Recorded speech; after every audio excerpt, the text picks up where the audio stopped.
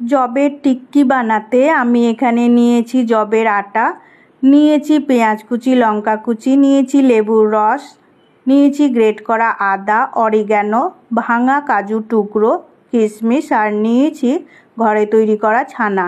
সব উপকরণকে একটা বড় পাত্রে ঢেলে নিয়েছি। তারপরে অ্যাড করে দিয়েছি সল্ট, জিরে গুঁড়ো, ধনে গুঁড়ো আর অ্যাড করে দিয়েছি কসুরি মেথি।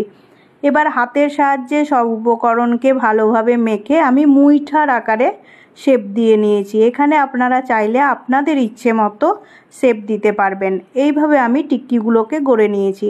ওদিকে বসিয়ে দিয়েছিলাম আপ্পে তাওয়া গরম হতে। তাওয়া গরম হয়ে গেলে তাতে আমি ব্রাশ করে দিয়েছি organic cold pressed sunflower oil.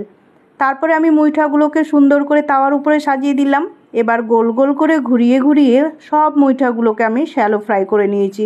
ব্যাস তৈরি হয়ে গেল হেলদি টেস্টি জবের টিক্কি। আর সার্ভ করে দিয়েছি এখানে আমি ঘরে পাতা টক দই দিয়ে। এনজয় করলাম ফ্যামিলির সাথে ব্রেকফাস্টে। এইভাবে আপনারাও ঘরে তৈরি করে নেবেন হেলদি টেস্টি জবের টিক্কি আর এনজয় করবেন ফ্যামিলির সাথে।